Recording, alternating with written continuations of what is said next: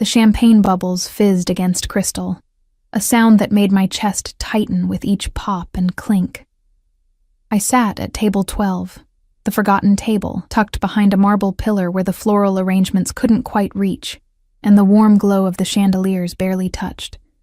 My cousin Melissa's wedding was everything mine would never be, opulent, overflowing with laughter, drowning in the kind of joy that only money and security could buy. I smoothed down the cheap satin of my bridesmaid dress, a pale blush color that washed me out and made the circles under my eyes look like bruises. The fabric caught on my calloused fingertips. Remnants of double shifts at the diner, scrubbing dishes until my hands cracked and bled. I'd covered the worst of it with drugstore concealer, but under these lights, everything showed. Everything. Around me, couples swayed on the dance floor. The scent of expensive perfume mingled with white roses and something else. Old money, perhaps. That indefinable smell of people who'd never known hunger, never counted coins for bus fare, never chose between electricity and eating. Another one bites the dust, my Aunt Carol had said earlier, her eyes sliding over me with barely concealed pity. When's your turn, sweetheart? You're what now, 26? Clock's ticking. I'd smiled, nodded.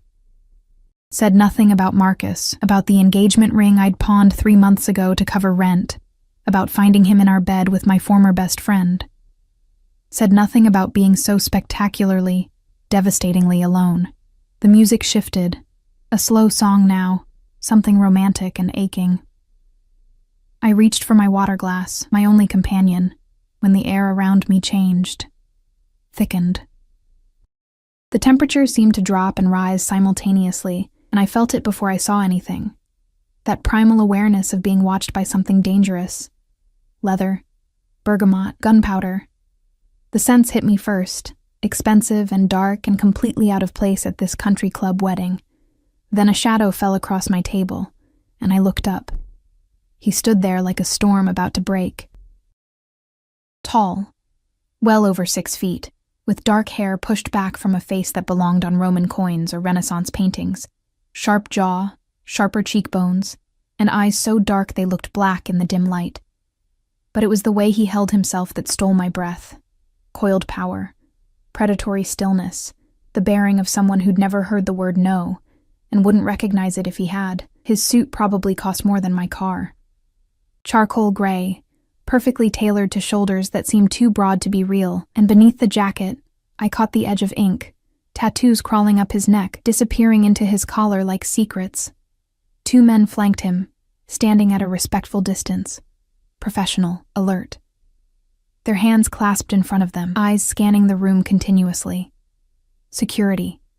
The kind that came with serious money or serious danger. This seat taken? His voice was whiskey and smoke, and it did something to my spine that I didn't want to examine. I blinked, looked around at the 8 empty chairs surrounding me. Yes. God, I sounded like an idiot. It's empty. The corner of his mouth lifted, not quite a smile, but something that made my stomach flip anyway. He sat without waiting for further invitation, and suddenly the air smelled like him, surrounded me with him, and I forgot how to breathe properly. You're alone. Not a question. An observation delivered in that low, dangerous voice. I'm fine. The lie tasted bitter, just taking a break from dancing. His eyes. They were brown, I realized, but so dark they seemed to swallow light, tracked across my face with an intensity that made me want to squirm, or run, or lean closer. I couldn't decide which. Liar. The word snapped between us like a whip crack. I jerked back slightly, heat flooding my cheeks. Excuse me? You haven't danced once. He leaned back in his chair, utterly relaxed in a way that somehow made him more threatening. You've been sitting here for 47 minutes drinking water, watching everyone else be happy. My heart hammered against my ribs. You've been watching me. I noticed things. He tilted his head slightly, studying me like I was a puzzle he intended to solve. You don't belong at this table. You're wearing a bridesmaid dress. Family? Cousin. The word came out smaller than I intended. Bride's side. And they put you here. Again, not a question. He understood immediately, and something flickered across his face. Anger, maybe, or recognition. hidden away where no one has to see you being alone. Tears burned behind my eyes. I would not cry. Would not give this stranger, this beautiful, terrifying stranger, the satisfaction of seeing how thoroughly he'd peeled back my skin. Why do you care? I managed, my voice barely above a whisper. He didn't answer immediately. Instead, he reached into his jacket, a movement that made one of his security guards shift slightly, and pulled out a phone, typed something. The device buzzed twice in rapid succession. He read whatever message appeared, and his jaw tightened. Because, he said finally, those impossible eyes locking onto mine, we're about to have company, and I need you to do something for me. What? Suspicion crept into my voice. Nothing was free. I'd learned that lesson the hard way. In about 30 seconds, a woman is going to walk through those doors. He gestured toward the main entrance with one hand. Long fingers, scarred knuckles, a watch that probably cost more than my annual salary, red dress, blonde hair. She's looking for me, and I need her to think I'm unavailable. My stomach dropped. I don't understand. Pretend I'm your husband, please. The word please coming from his mouth sounded wrong, like a tiger asking politely instead of simply taking, and yet there was something in his eyes. Desperation, maybe, or the shadow of old pain. I don't even know your name, I whispered. Does it matter?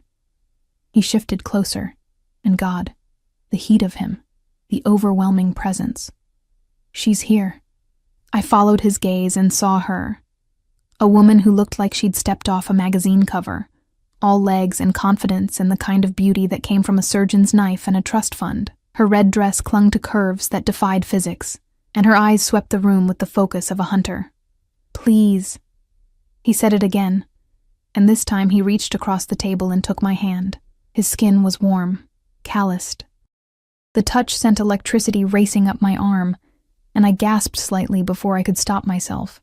His thumb traced across my knuckles, a gesture that looked tender, possessive, and completely inappropriate for strangers. What's your name?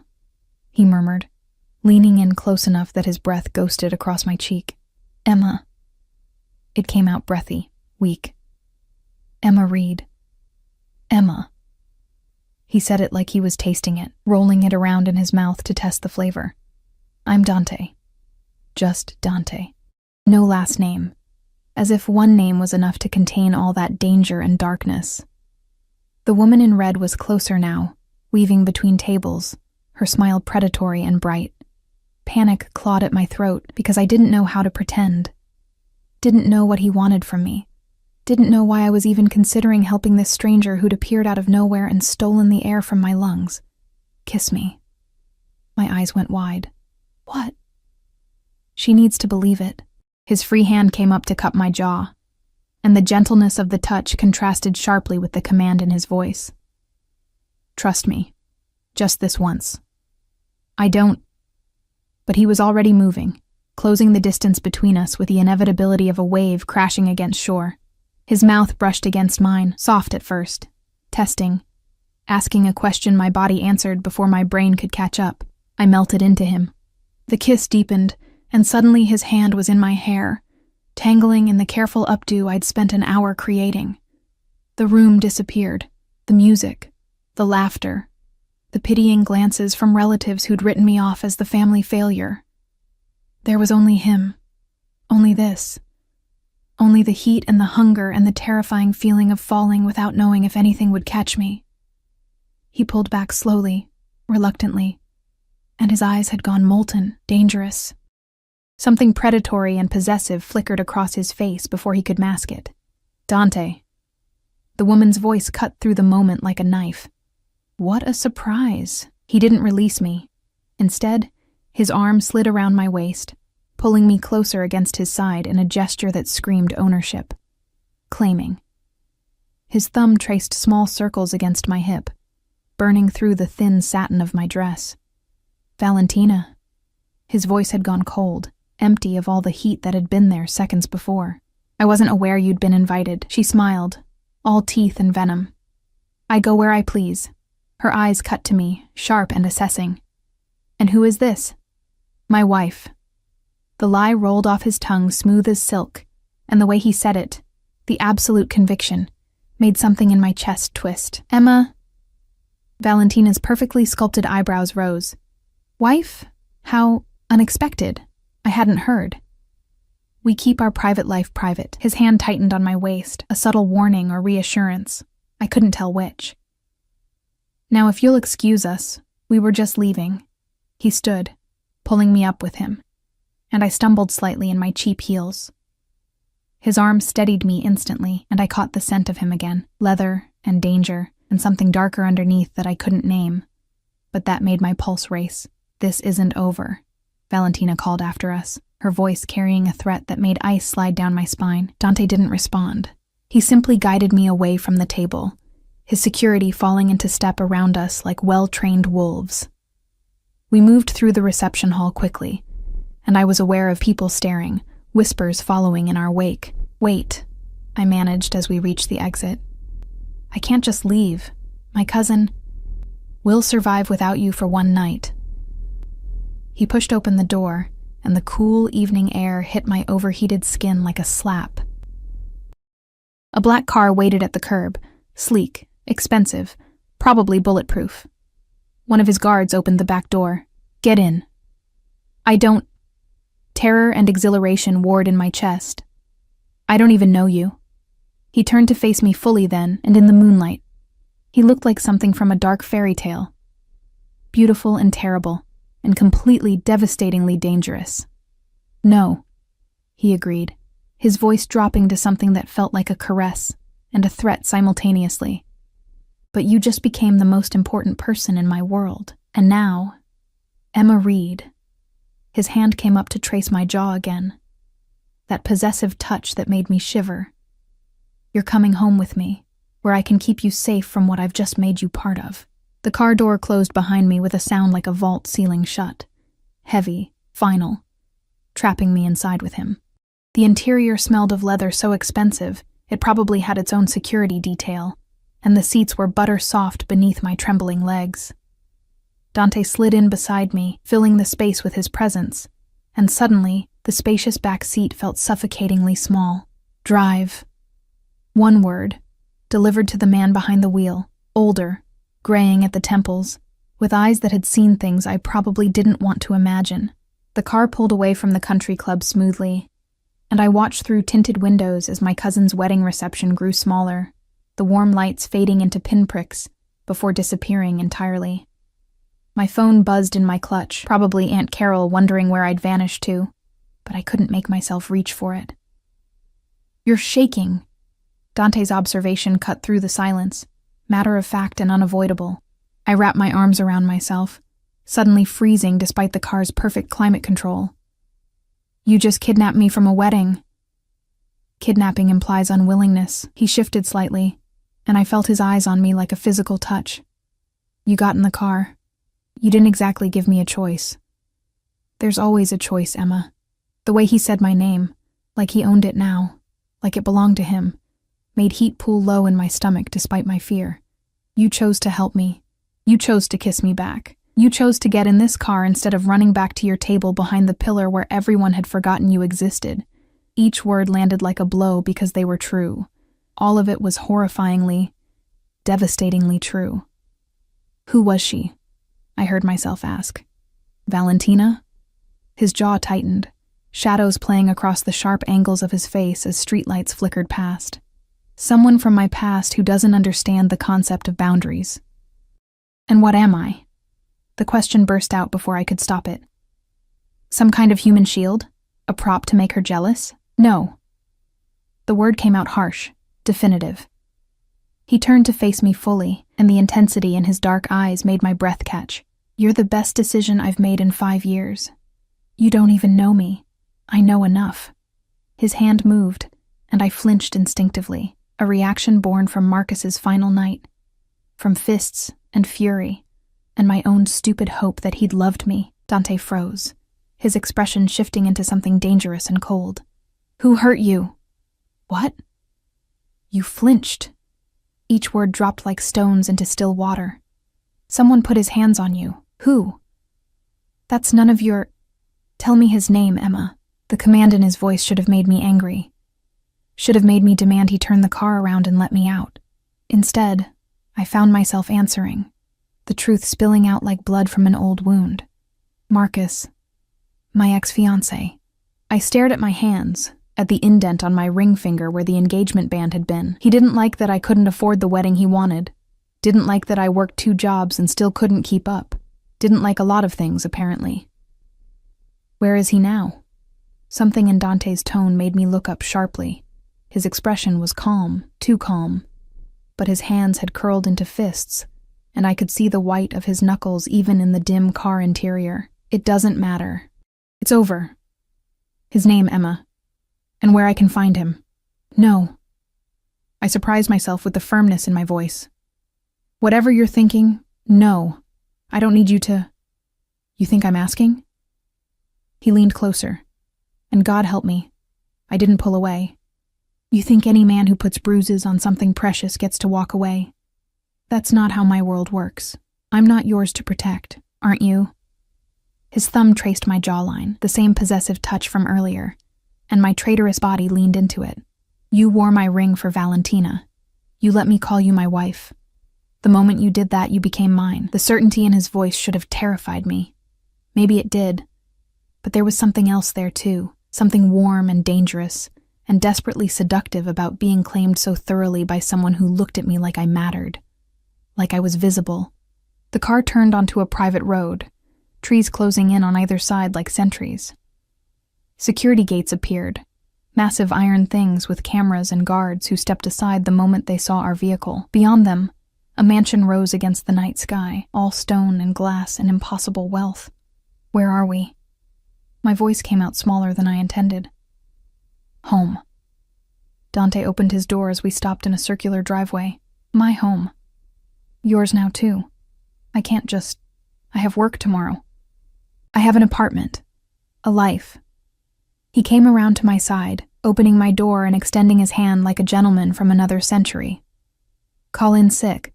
Your apartment in that neighborhood where you triple lock the door and still don't sleep?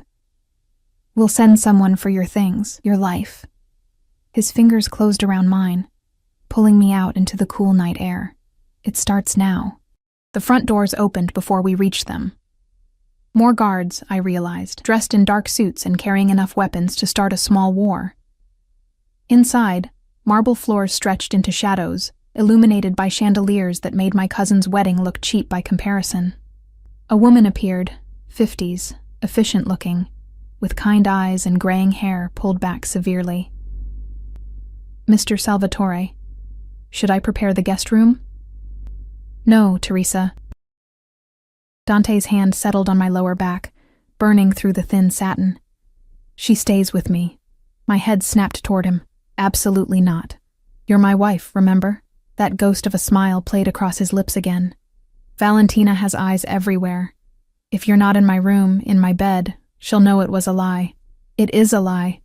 Not anymore. He guided me toward a sweeping staircase, his grip gentle but unyielding. You helped me tonight, Emma. Now I'm going to return the favor by keeping you alive. Alive? Ice flooded my veins. What are you talking about? We reached the second floor, and he led me down a hallway lined with paintings that probably belonged in museums. Valentina Russo doesn't lose gracefully. By claiming you as mine, I painted a target on your back. The only safe place for you now is beside me, where I can watch over you. You can't be serious, but even as I said it, I remembered the cold promise in Valentina's voice, the predatory gleam in her eyes.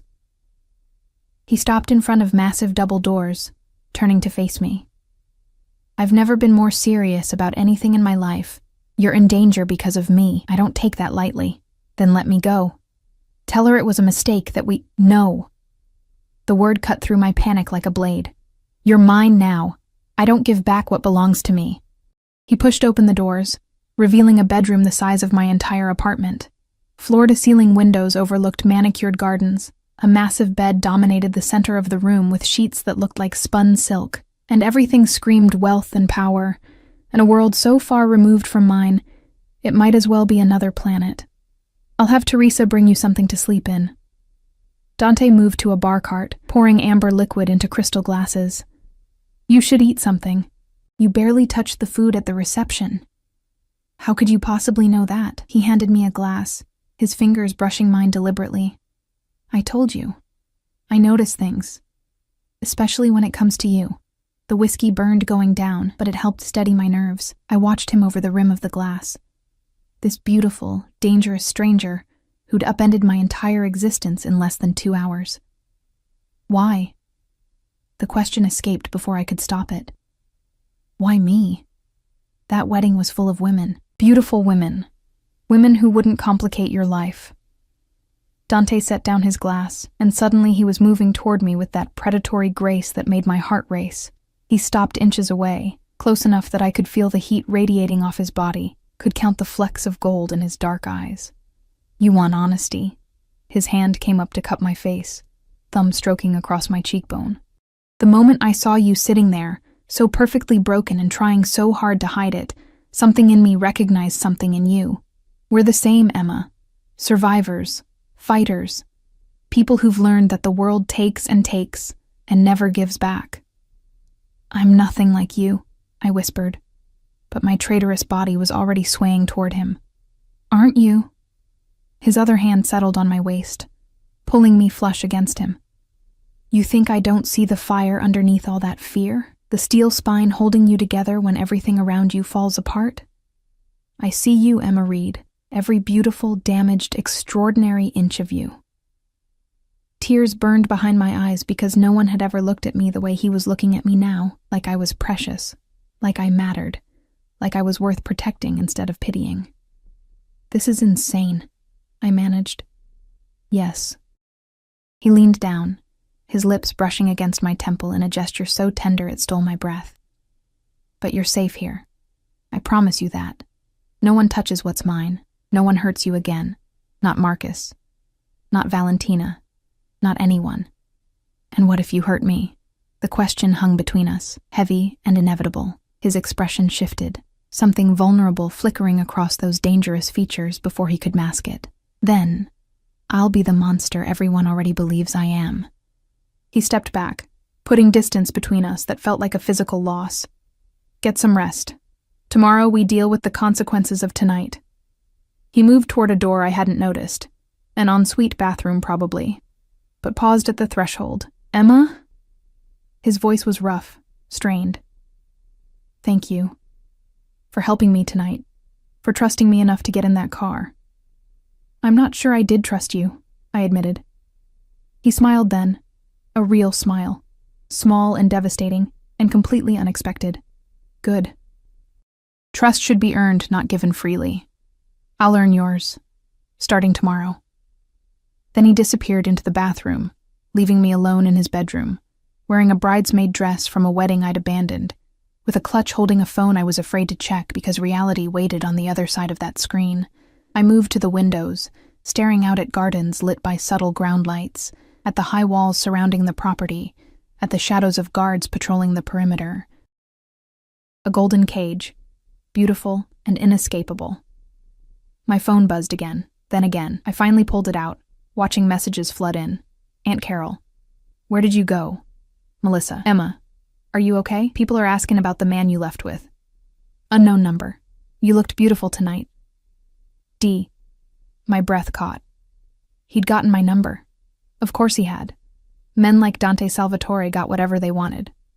I should have been terrified. Should have been planning my escape, calling the police, doing anything except standing in his bedroom with my heart racing and my skin still burning from his touch. Instead, I found myself typing back. You're insane. The response came immediately. You're still here. He was right. I was still here. In his home, his room, his world, and God help me. Some broken part of me didn't want to leave. I woke to sunlight streaming through unfamiliar windows and the scent of coffee so rich it made my mouth water. For a moment, I forgot where I was. Forgot everything except the silk sheets against my skin and the warmth cocooning my body. Then memory crashed back like a wave. The wedding, Dante, the kiss that had rewritten my entire existence. I sat up too quickly, and the room spun. I was wearing a nightgown I didn't recognize. Soft cotton that fell to mid-thigh, far nicer than anything I owned. Someone had undressed me while I slept. The thought should have horrified me, but somehow I knew it had been Teresa. Not him. He would have woken me, would have demanded I watch while he peeled away each layer. The thought sent heat racing through my body. Good. You're awake. Dante's voice came from across the room, and I jerked my gaze toward him. He sat in an armchair by the windows, backlit by morning sun, wearing dark slacks and a white shirt rolled to his elbows. The casual elegance should have softened him, but somehow it made him more dangerous. I could see the tattoos clearly now. Intricate designs winding up his forearms, disappearing beneath the fabric. Words in Italian, dates, symbols I didn't recognize. How long have you been watching me sleep? My voice came out rough, accusatory. Long enough to know you have nightmares. He stood, moving toward the bed with that fluid grace that made my pulse spike. You cried out twice, called for someone to stop. Shame burned through me. I don't want to talk about it, Marcus. Not a question. His jaw tightened, and I watched his hands curl into fists before he deliberately relaxed them. Teresa left clothes for you in the bathroom. Breakfast is ready when you are. He turned to leave, but I couldn't stop myself from asking, where did you sleep? Dante paused at the door, glancing back over his shoulder. The look he gave me was pure heat. Banked fire waiting to consume. I didn't. I had work to do, people to call, arrangements to make. What kind of arrangements? The kind that keep you breathing. He pulled open the door. Get dressed, Emma. We have visitors coming, and you need to look the part of my devoted wife. The door closed behind him before I could protest, leaving me alone with questions multiplying like viruses in my bloodstream. The bathroom was larger than my bedroom had been, all marble and gold fixtures and a shower that could fit 6 people. The clothes Teresa had left were expensive, designer labels I recognized from magazines I couldn't afford, a dress in deep emerald green, silk and perfectly my size. Underwear still in packaging, also somehow exactly right. Shoes that probably cost more than my monthly rent. I showered quickly, trying not to think about the security cameras that surely existed, trying not to wonder if Dante could see me now, vulnerable and bare beneath water that felt like warm rain. The thought made me ache in places I'd tried to forget existed. When I emerged, dressed and feeling like an imposter in borrowed finery, Teresa waited in the bedroom with coffee and a knowing smile. You clean up beautifully, dear. She handed me the cup. Porcelain, delicate, probably worth more than my car. Mr. Salvatore has excellent taste. This isn't real, I said, needing someone to confirm the insanity. You know that, right? This whole wife thing, it's pretend. Teresa's smile didn't waver. I've worked for the Salvatore family for 30 years. I've seen Mr. Dante with many women. None of them spent the night in his bed. None of them made him smile the way you did last night. She moved toward the door, pausing at the threshold. Real or pretend, you matter to him. That makes you dangerous to his enemies. Be careful, Emma, and trust him. He'll burn the world down before he lets anyone hurt what's his. She left me with those ominous words echoing in my mind. Downstairs, I followed the sound of voices to a dining room that looked like something from a castle. The table could seat 20 easily, but only 3 places were set, 1 at the head, 2 on either side. Dante stood by the windows, speaking rapid Italian into his phone, and I took the opportunity to study him. Power radiated from him like heat from a furnace. Even motionless, even just talking, he commanded the space, made it his. 2 guards flanked the doorway, and I recognized them from last night. The wolves who'd circled us at the wedding. Dante ended his call, turning to find me watching. His eyes traveled down my body slowly, thoroughly, and I felt that gaze like a touch. Perfect. He moved toward me, and suddenly his hands were on my waist, pulling me close. You look like you belong here. I don't. But I didn't pull away, couldn't, when his touch made my skin sing. You will. His thumb traced my hip bone through the silk. Our guests arrived early. They're waiting in my office. I need you to play your part, Emma. Can you do that? Who are they? Associates.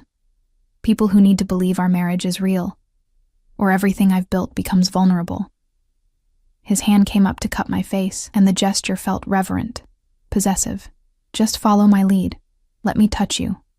Don't pull away. And whatever you hear, whatever they say, remember, you're safe with me. Before I could respond, he kissed me. Not the desperate claiming from last night, but something deeper, slower. A brand that seared itself into my soul. I melted into him, my hands fisting in his shirt, and when he finally pulled back, we were both breathing hard. Good girl, he murmured against my lips, and the praise made something in my chest crack wide open. He led me down another hallway, his hand possessive on my lower back, and I tried to steady my racing heart. We stopped before double doors, and Dante looked down at me with an expression I couldn't read. Remember, you're mine. Act like it. Then he pushed open the doors. 3 men sat in leather chairs arranged around a massive desk. They stood as we entered, and I felt their eyes assess me with the cold calculation of predators evaluating prey. Gentlemen, Dante's voice had shifted, harder now, edged with authority that made the air vibrate. My wife, Emma Salvatore. Salvatore. Hearing my name paired with his made something dangerous curl in my stomach.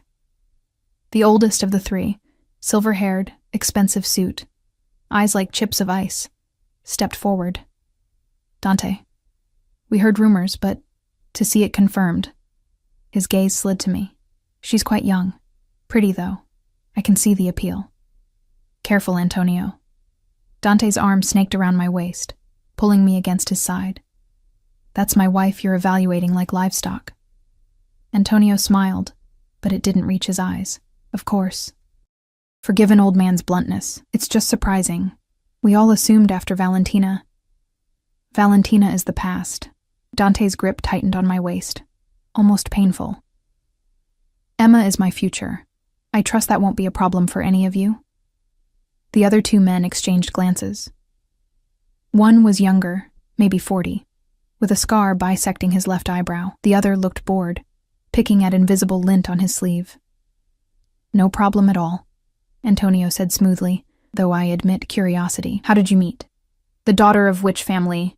Emma isn't from a family. Dante's interruption was sharp, definitive. She's civilian. Clean. Untouched by our world until I claimed her. Civilian. The word hung in the air like a noose. How romantic. Antonio's smile widened, showing too many teeth. And risky. Does she understand what she's married into? She understands enough. Dante's hand moved, fingers splaying across my stomach in a gesture that screamed possession. And she's under my protection. Anyone who forgets that will answer to me personally. The threat landed like a stone in still water. Ripples of tension spread through the room. Of course, the scarred man said. We're here to discuss the shipment, not your domestic arrangements. Good. Dante guided me to a chair, but instead of letting me sit separately, he pulled me down onto his lap. I gasped, and his arm locked around my waist, holding me against him. Then let's talk business. I tried to focus on anything except the hard length of his thighs beneath me, the heat of his body seeping through silk, the way his thumb traced absent patterns on my hip. But their conversation washed over me in waves. Coded language about merchandise and territories, numbers that made my head spin, casual references to violence that made my blood run cold. This wasn't a business meeting, it was a negotiation between criminals. Dangerous men discussing dangerous things. And I was sitting in the middle of it, playing wife to a man whose world operated on rules I couldn't begin to understand. The Russos won't be pleased about the northern routes, Antonio said, watching Dante carefully, especially with Valentina already. Displeased about recent developments. Dante's hand tightened on my waist. The Russos can voice their concerns through proper channels. Valentina's personal feelings are irrelevant to business. Are they?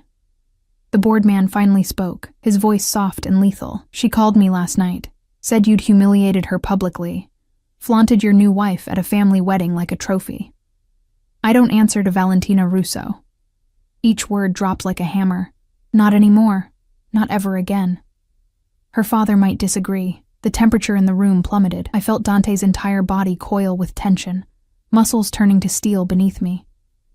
Then her father and I need to have a conversation. Dante's voice had gone quiet, the kind of quiet that preceded storms. One that clarifies exactly where boundaries lie. Emma is mine. Our marriage is legitimate. Anyone who challenges that challenges me. Silence stretched like a blade across throat. Finally, Antonio stood. I think we have all the information we need. The shipment will proceed as discussed, and will convey your position regarding your wife to interested parties. Translation. They'd tell Valentina's father that Dante had drawn a line in blood. The men filed out, each nodding to Dante with varying degrees of respect and wariness. When the door finally closed behind them, I tried to stand, but Dante's arm held me in place. Not yet. His breath ghosted across my neck, making me shiver. Let them get to their cars. Let them leave the property. What kind of business are you in? I whispered, though I already knew. Had known since last night, if I was honest. The kind that keeps you in silk dresses and security. His lips brushed my shoulder, the kind that makes me dangerous to know and deadly to cross. You're in the Mafia. Yes. No denial, no sugarcoating. Just brutal honesty. I run the Salvatore family operations, have since my father died 5 years ago. My heart hammered against my ribs. And you brought me into this? You made me a target? I made you untouchable. He finally released me, letting me stand. But he rose with me, crowding into my space. As my wife, you're protected by rules older than either of us. Sacred rules. No one touches the boss's wife. Not without starting a war, unless they decide you're vulnerable. The words came from somewhere deep and knowing. Unless they think hurting me hurts you. His expression shifted into something feral. Then they die. Slowly. Publicly. As an example to anyone else who might consider it. I should have run. Should have demanded he let me go. Should have screamed for help, though from whom I couldn't say. Instead, I asked, what happens now? Dante's hand came up to cup my face. His touch impossibly gentle for someone who just casually discussed murder. Now, I teach you how to survive in my world. How to navigate the dangers, how to be the queen standing beside the king. I never wanted to be a queen, no. His thumb traced my lower lip, and I couldn't stop myself from trembling. You wanted to be invisible, safe, forgotten. But I see you, Emma, and I'm not letting you disappear. 3 weeks passed like fever dreams, beautiful and terrible, and impossible to distinguish from reality. Dante kept me close. Not locked away like I'd feared, but tethered to his side with invisible chains made of protection and possession. I learned the rhythm of his world. Early mornings when he disappeared into his office for calls I wasn't meant to hear. Afternoons when Teresa taught me which fork to use at formal dinners, and how to smile without showing fear. Evenings when he'd return to find me and pull me into his arms like I was oxygen and he'd been drowning. We hadn't slept together, not in the way that mattered. Though we shared his bed every night, he'd hold me while I pretended to sleep. His body a furnace at my back, his arm locked around my waist like he was afraid I'd vanish. Sometimes I'd wake to find him watching me with an intensity that should have terrified me, but instead made me ache. Why don't you touch me? I asked one night, the darkness making me brave. His hand had stilled on my hip, fingers flexing against silk, because once I start, I won't stop. And you're not ready for what I'd demand from you. How do you know what I'm ready for? He'd rolled me onto my back then, looming over me in the shadows, and the hunger in his eyes had stolen my breath. When you stop flinching when I move too fast, when you stop having nightmares about men who hurt you, when you look at me and see a lover instead of a captor, then I'll give you everything you're asking for. Until then, I wait. The restraint had made me want him more. Now I sat in his office, curled in the leather chair by the window while he worked. It had become our routine, me reading or sketching while he handled whatever dark business kept his empire running. The domesticity of it felt surreal, but also right in a way that scared me. Emma. His voice cut through my thoughts. Come here. I set down my book, moving to stand beside his desk. He pushed back his chair, patting his thigh in clear invitation. I'd stopped hesitating at these commands, had learned that resistance only made his eyes darken with predatory satisfaction. I settled onto his lap, and his arm came around me immediately, anchoring me against him. Read this. He handed me his phone, and I saw a text message thread. Unknown. She's pretty, Dante. Fragile looking. I wonder how she'd break. Ice flooded my veins. Who sent this? Someone who wants to test my boundaries. His hand moved to my thigh, possessive and warm through the thin fabric of my dress. Someone who's going to learn what happens when they threaten what's mine. I scrolled up, seeing days of messages, threats, promises of violence, photos of me, leaving the estate in the car, walking through the gardens, visible through windows I'd thought were private. They've been watching me. My voice shook despite my efforts to control it. Yes. His grip tightened. Which is why you're not leaving the property anymore. Not until I've dealt with this. You can't keep me prisoner. But even as I said it, I knew he could. Would. Already had. In ways that had nothing to do with locks and everything to do with the way my body responded to his nearness. I can keep you alive. He took the phone back, setting it aside before turning me to straddle his lap. The position forced intimacy, our faces inches apart, his hands settling on my hips with bruising intensity. That's all that matters. Who's doing this? His jaw tightened. Valentina, or someone working for her father. Testing to see if my marriage is real, if you're truly under my protection, or if you're just a convenient fiction they can erase. And if they decide I'm not worth protecting? The question came out smaller than I intended. Dante's hand came up to fist in my hair, tilting my head back to expose my throat. The gesture should have felt threatening, but his thumb stroked gently along my racing pulse. Then I burned their entire organization to the ground and salt the earth where it stood. His lips brushed my jawline, making me gasp. You're worth 1,000 Valentinas. Worth starting a war over. And if they're too stupid to see that, they'll learn. You're insane, I whispered, but my hands had already moved to his shoulders, anchoring myself against him. Yes. His mouth traveled down my neck, teeth grazing sensitive skin. Completely insane. For you. Because of you. You've ruined me, Emma. Made me weak in ways that could destroy everything I've built. Then let me go. But I was arching into his touch, contradicting my own words. Never. He pulled back to look at me, and the raw need in his eyes made my breath catch. You think I don't know what this is? What you've become to me? I've killed men for less than looking at what's mine. And you, God, Emma, you're the only thing in this world I'd actually die to protect. Don't say that. Tears burned behind my eyes. Don't make this more than what? A convenient arrangement?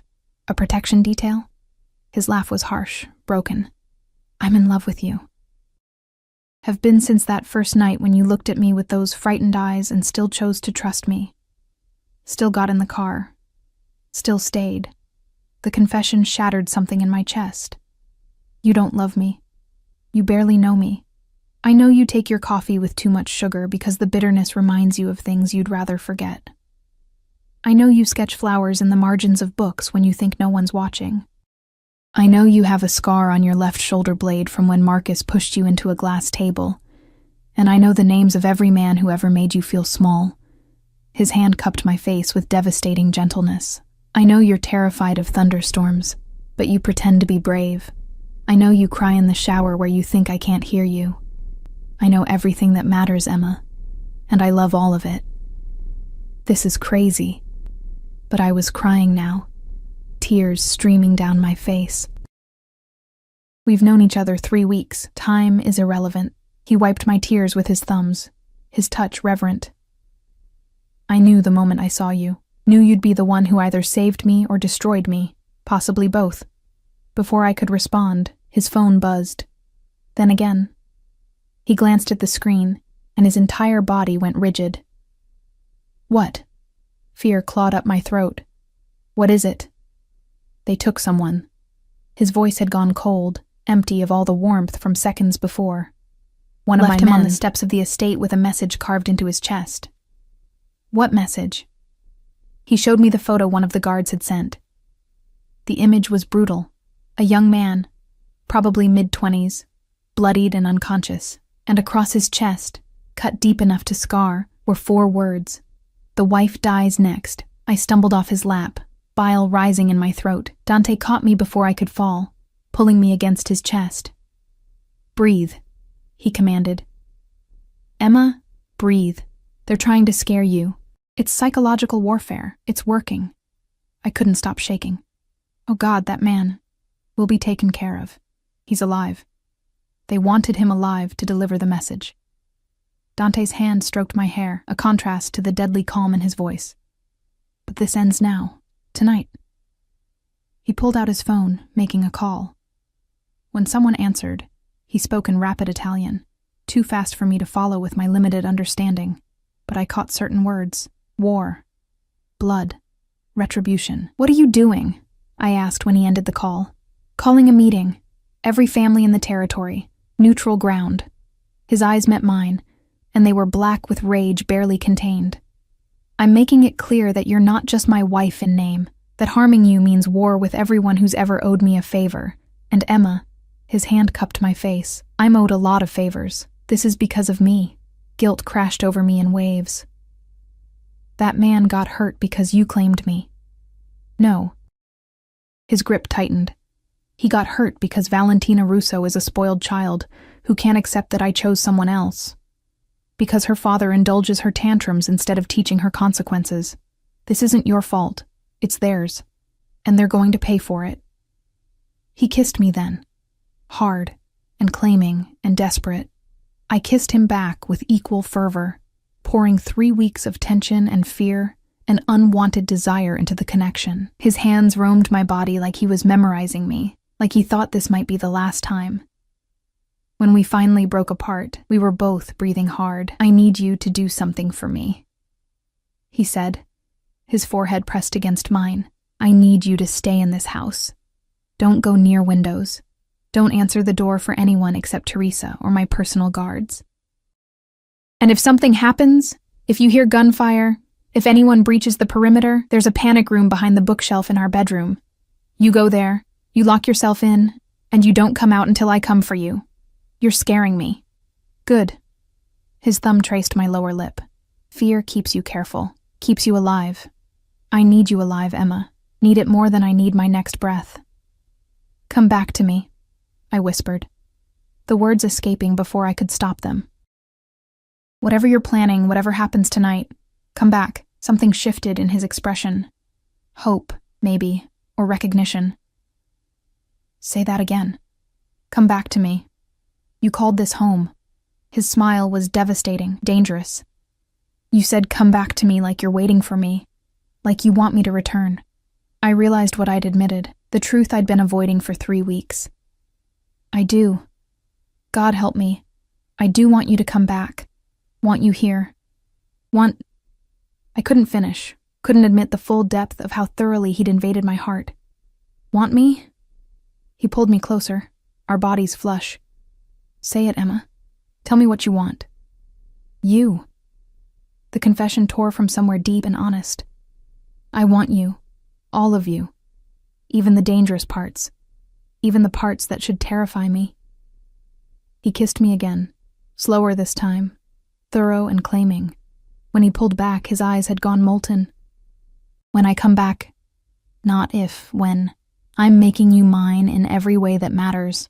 No more sleeping chastely beside you. No more restraint. I'm going to claim every inch of you, Emma. Make you forget any man who came before me. Make you scream my name until the whole city knows who you belong to. Heat flooded through me, pooling low in my belly. Promises, promises. His laugh was rough, pleased. Careful, wife.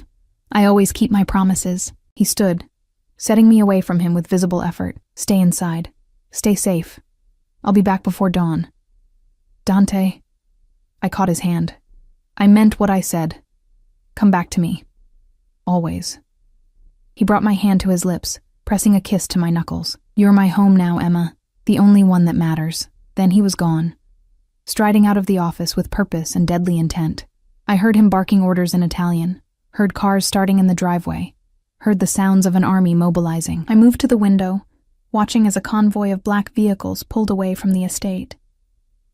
Dante sat in the lead car, visible for just a moment before they disappeared through the gates. Teresa appeared at my elbow, silent as a ghost. He'll be all right, dear. Mr. Dante always comes back. How do you know? She smiled sadly. because now he has something worth coming back to. You changed him. Gave him something to fight for beyond power and revenge. What if it's not enough? My voice cracked. What if they kill him because of me? Then they'll have to go through every loyal soldier in his command first. And Emma. She squeezed my shoulder. The Salvatore family inspires loyalty that borders on worship. Those men would die for him. Will die for him, if tonight demands it. I pressed my hand against the cold glass, watching shadows move in the gardens as guards patrolled. Somewhere out there, Dante was walking into danger, risking everything to protect me. To prove that his claim on me was real, unbreakable, worth going to war over. And I realized with crystal clarity that I loved him, completely, terrifyingly, irrevocably. Come back, I whispered to the empty night. Please, Dante, come back to me. The hours crawled past like wounded animals, slow and agonizing. I paced the bedroom, unable to sit still, unable to think about anything except Dante, walking into danger because of me. Teresa had brought tea I couldn't drink, food I couldn't eat. Every sound made me jump, the wind against windows, guards changing positions, the creak of the old house settling. Midnight came and went, then 1 a.m., 2. At 3:17 in the morning I heard it, the distinctive sound of car engines approaching fast, too fast. I ran to the window, my heart in my throat, and saw the convoy returning, but something was wrong. One car was missing, and the lead vehicle had bullet holes spiderwebbing across the windshield. I was already running before I'd made the conscious decision to move. Down the stairs, through hallways that had become familiar, my bare feet slapping against cold marble. Guards tried to intercept me, but I pushed past them, desperate and terrified, and needing to see with my own eyes. The front doors burst open, and men poured through, bloodied, limping, supporting each other. And then I saw him. Dante strode in like a conquering warrior, his white shirt splattered with blood that I prayed wasn't his knuckles split and raw, a cut above his eyebrow still seeping crimson, but he was alive. Whole. Moving with that same predatory grace despite the violence written across his body. Our eyes met across the chaos, and everything else disappeared. Emma. Just my name, but the way he said it. Relief and possession and something deeper that made my knees weak. I closed the distance between us at a run, and he caught me, lifting me off the ground as I wrapped myself around him. His arms locked around me like steel bands, crushing me against his chest, and I didn't care about the blood or the other men watching or anything, except the fact that he was here. He was safe. He'd come back. You're hurt, I managed, pulling back to touch the cut on his face with trembling fingers. Barely. His hand came up to cup my face, thumb stroking across my cheekbone. You should see the other guy. Is it over? Please let it be over. Yes. He set me down but kept me close, his arm around my waist. It's over. Valentina's father has agreed to control his daughter. Anyone who threatens you answers to every family in the territory now. You're protected by more than just my name. You're untouchable. Relief made me dizzy. How? I called in every favor I was owed. Made it clear that harming you meant war, with not just the Salvatores, but everyone allied with us. Made them understand that you're not a weakness. You're the line that cannot be crossed. His expression hardened, and I made an example of the men who thought they could scare you, made sure everyone knows what happens when someone threatens my wife. The possessive emphasis on my wife sent heat racing through me despite everything. Sir. One of the guards approached, his expression carefully neutral. The perimeter is secure, all threats neutralized, doctors waiting in your office for injuries. Good. Dante didn't look away from me. Clear the house. I want everyone out except Teresa and the night patrol. Understanding rippled through the assembled men. They filed out efficiently, some limping, others being supported, until only silence remained. Dante turned back to me, and the look in his eyes made my breath catch. I told you what would happen when I came back. My pulse hammered. You're hurt. You should see the doctor. Later. He backed me toward the stairs, stalking forward with predatory intent. Right now, I need to feel you. Need to claim what's mine. Need to erase the last 3 hours of wondering if I'd ever touch you again. Dante. But it came out breathy, wanting. Tell me no.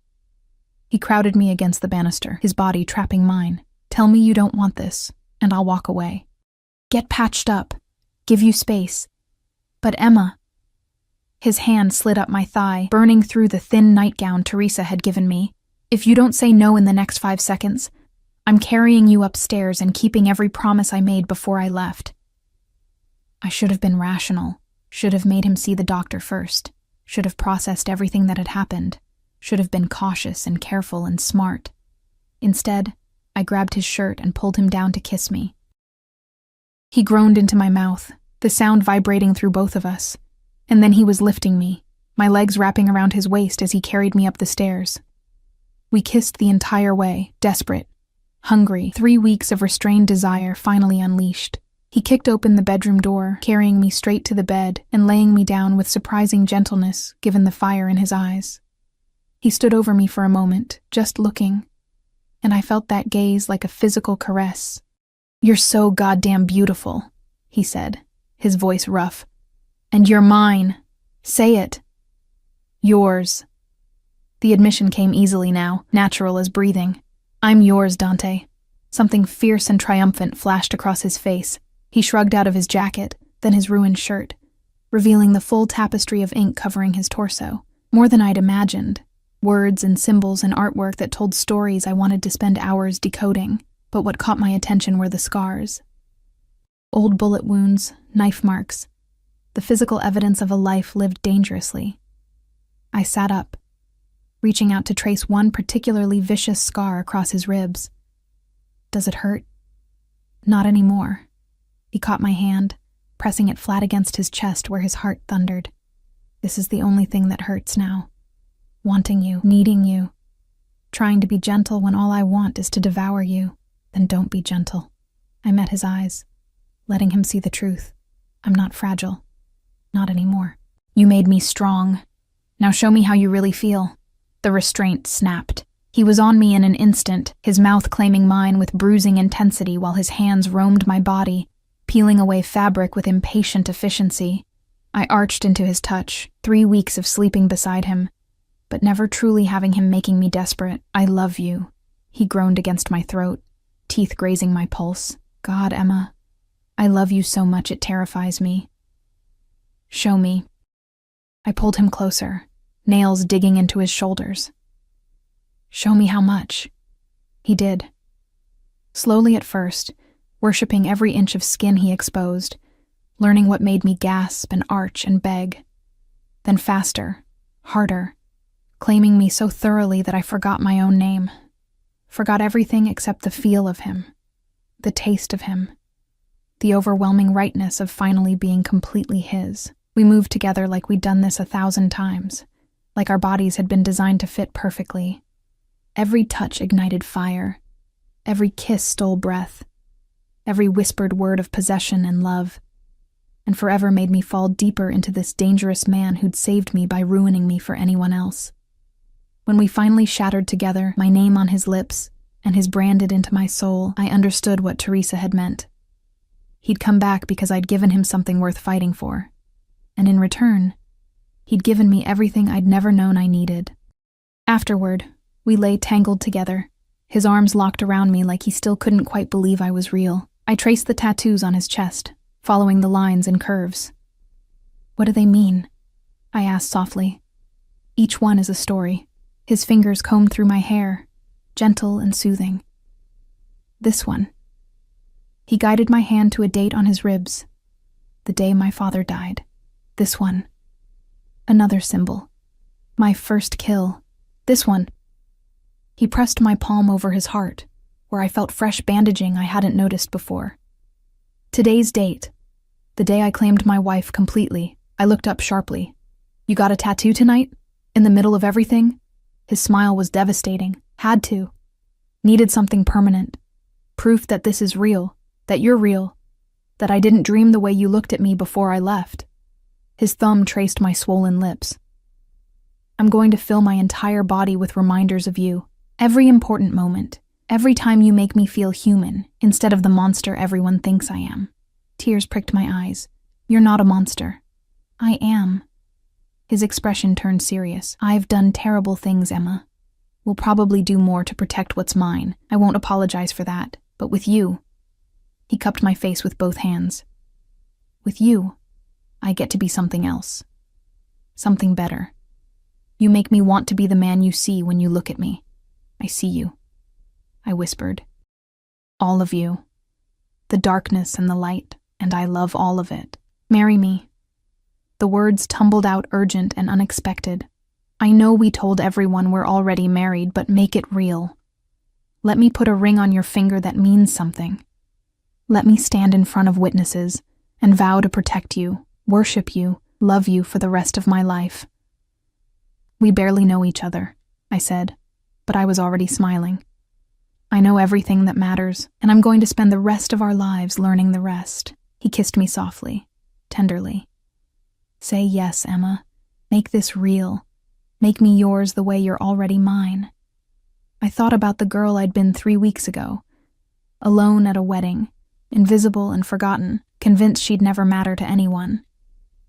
Then I looked at the man holding me like I was precious, who'd started a war to keep me safe, who looked at me like I hung the stars. Yes. I kissed him back, pouring every ounce of love and hope and terrified joy into it. Yes, I'll marry you. Really marry you. His answering smile was blinding, transforming his dangerous features into something almost boyish. Thank God. Because I already called the priest. He'll be here tomorrow to make it official. I laughed, the sound startling me with its genuine happiness. You were that confident? No. He pulled me impossibly closer, burying his face in my hair. Terrified you'd say no, but hoping you'd say yes, praying you'd want this broken, violent man who loves you more than his next breath. I do want you. I tilted my head to meet his eyes. Want this. Want everything with you, even when it's terrifying and dangerous and completely insane. It will be all those things, he warned, his expression serious. Being with me means living in constant danger, means making enemies, means violence will always be a shadow over our lives, I know. And I did. Had learned enough in 3 weeks to understand what I was choosing, but it also means never being invisible again, never being forgotten or pitied or left behind. It means being loved so fiercely that you'd burn the world to keep me safe, always. His vow was absolute, unshakable. I'll protect you with everything I have, everything I am. No one will ever hurt you again. No one will make you feel small or worthless or alone.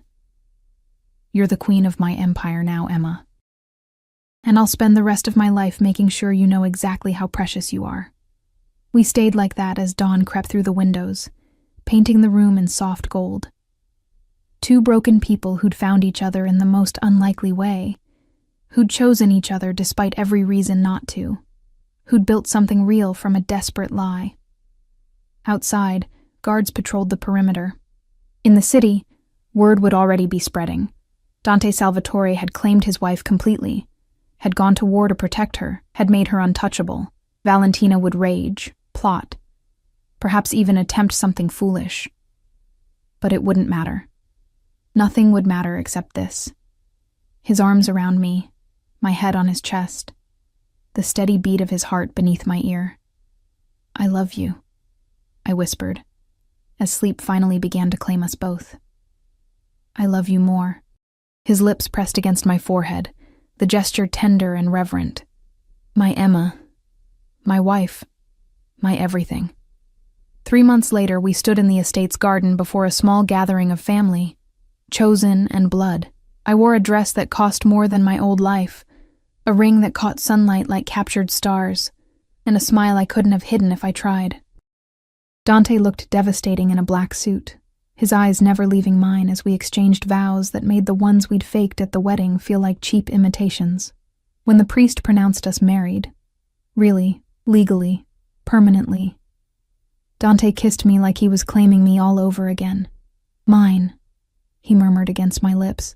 and everyone watching probably heard the possessive satisfaction in that single word. Yours, I confirmed, kissing him back with equal fervor. Always yours. Teresa wiped away happy tears. The guards applauded. Somewhere in the background, I heard Antonio making some comment about Dante finally settling down, about how love had made him even more dangerous, because now he had something real to lose. But I didn't care about any of that. Cared only about the man holding me like I was his entire world, who'd seen me alone and forgotten and decided I deserved to be cherished instead. We'd started with a lie. Pretend I'm your husband, please. A desperate request from a stranger at a wedding where I'd felt invisible, but we'd built something true from that fiction. Something strong enough to survive violence and threats and the dangerous world he inhabited. Something that transformed us both. Made him more human. Made me braver. Made us into the kind of love story that defied logic but felt inevitable anyway. That night, as we lay tangled together in the darkness, his hand resting possessively on my hip and my head on his chest, I thought about the girl I'd been, alone at table 12, drowning in other people's happiness. Convinced she'd never have her own. What are you thinking? Dante's voice rumbled through his chest.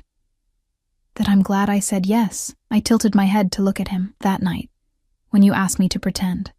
I'm glad I didn't run. His arms tightened around me. Best decision you ever made. Second best, I corrected, stretching up to kiss him. The best was saying yes when you asked me to make it real. His smile was pure joy, untainted by the darkness that usually lived in his eyes. Then we're both lucky. I found you when I needed you most, and somehow convinced you to stay. You didn't convince me of anything. I settled back against him, safe and loved, and exactly where I belonged. You just showed me what it felt like to matter, to be seen, to be chosen. Every day, he promised, his voice dropping to that commanding tone that still made my pulse race. I choose you every day, Emma Salvatore. For the rest of our lives. For the rest of our lives, I echoed, and meant it with every fiber of my being. Outside, the world continued spinning, dangerous and unpredictable and full of threats we'd face together.